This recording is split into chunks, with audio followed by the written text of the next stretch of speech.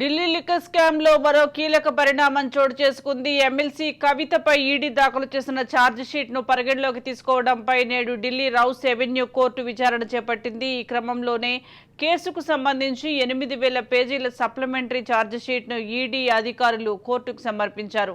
ఇరుపక్షాల వాదనలు విన్న కోర్టు కవిత జ్యుడిషియల్ రిమాండ్ను ఈ నెల 20 వరకు పొడిగిస్తున్నట్లు ఉత్తర్వులు జారీ చేసింది. అయితే కవితను ఈసారి ఈడీ అధికారులు నేరుగా కోర్టుకు తీసుకురాకుండా వర్చువల్ గా విచారణకు హాజరుపరిచారు. అదేవిధంగా కవిత ఛార్జ్ షీట్ లో పరిగణలోకి తీసుకోవడంపై విచారణను ఢిల్లీ రౌస్ ఎవెన్యూ కోర్టు మే 20కి వాయిదా వేసింది.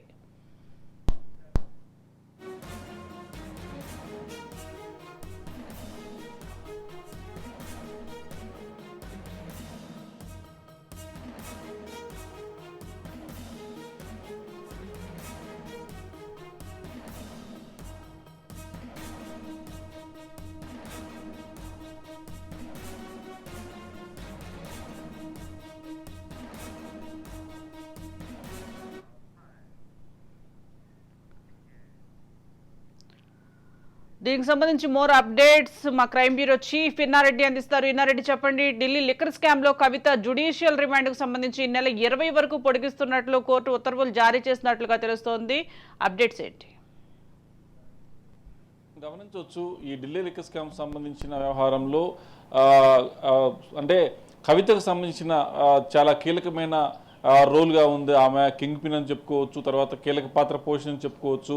సో ఈ విషయంలో ఎన్ఫోర్స్మెంట్ డైరెక్టరేట్ సంబంధించి ఒక అనుబంధ ఛార్జ్షీట్ను 8 పేజీల అనుబంధ ఛార్జ్షీట్ను దాఖలు చేసిన నేపథ్యంలో దీనికి సంబంధించి దీని మీద విచారణ జరిపి దీన్ని 20 తారీఖు పోస్ట్పోన్ చేసి దీన్ని జ్యుడిషియల్ రిమాండ్ కూడా 20 తారీఖు వరకు పోస్ట్పోన్ చేయడం జరిగింది. సో మొత్తం మీద ప్రస్తుతం అయితే మాత్రం కవిత పెట్టుకున్న బెయిల్ పిటిషన్లు రెండు కూడా ఎన్ఫోర్స్మెంట్ డైరెక్టరేట్ కావచ్చు, తర్వాత సిబిఐ కావచ్చు, ఇద్దరు అబ్జెక్ట్ చేయడం ప్రస్తుతం ఆమె ఢిల్లీ హైకోర్టులో బెయిల్ పిటిషన్ దాఖలు చేసిన నేపథ్యంలో ఈమె అంటే ఈ ఢిల్లీ లిక్కర్ స్కామ్లో పాలసీ మేకింగ్ విషయం దగ్గర నుంచి ఆప్కు సంబంధించిన వ్యవహారంలో ఏమైతే ముడుపులు చెల్లించిన వ్యవహారం కావచ్చు, తర్వాత పలు కీలకమైన అంశాల్లో ఈమె పాత్ర ఏంటి, ఈమె ఎంతవరకు ఇన్వాల్వ్ అయిందని దానికి సంబంధించిన వ్యవహారాల్లో కూడా దాదాపుగా 8 పేజీల అనుబంధ ఛార్జ్ షీట్ కూడా దాఖలు చేసిన నేపథ్యంలో దాని మీద విచారణ కొనసాగిస్తామని చెప్తున్నారు. కూడా దీనికి సంబంధించి దీన్ని మే 20 తారీఖున విచారిస్తామని 20 తారీఖు వరకు కూడా జ్యుడిషియల్ రిమాండ్ పొడిగించడం జరుగుతూ ఉంది.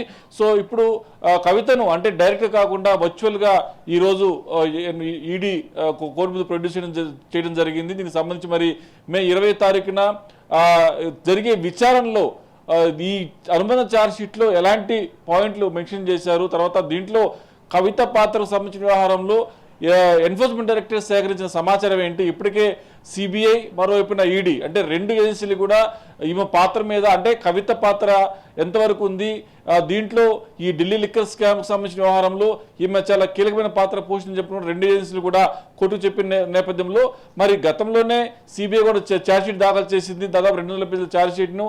ఇప్పుడు ఎన్ఫోర్స్మెంట్ డైరెక్టరేట్ ఛార్జ్షీట్ దాఖలు చేసిన తర్వాత 8 పేజీల అనుబంధ ఛార్జ్షీట్ దాఖలు చేసిన నేపథ్యంలో దాని మీద విచారణ 20 తారీఖు పోస్ట్పోన్ చేసిన నేపథ్యంలో మరి అనుబంధ ఛార్జ్షీట్లో ఎలాంటి అంశాలు అంటే కొత్త అంశాలు ఏమైనా యాడ్ చేశారా, తర్వాత ఫర్దర్గా ఎలాంటి ఎంక్వైరీ జరగబోతున్న దాని మీద మే 20 తారీఖున విచారణలో పూర్తి ఉన్న అవకాశం ఉంది. మొత్తం మీద మే 20 తారీఖు వరకు ఆమె జ్యుడిషియల్ రిమాండ్ పొడిగించారు కాబట్టి అప్పటి వరకు ఆమె జైల్లో ఉండాల్సిన అవకాశం ఉంది.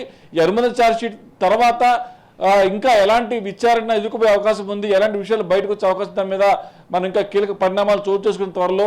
అలాగనే దీంట్లో మరికొంతమందిని కూడా విచారించి అరెస్ట్ అయ్యే అవకాశం ఉందని చెప్పని కూడా మనకు సమాచారం ఉంది. Sujatha, right, thank you Inna Reddy.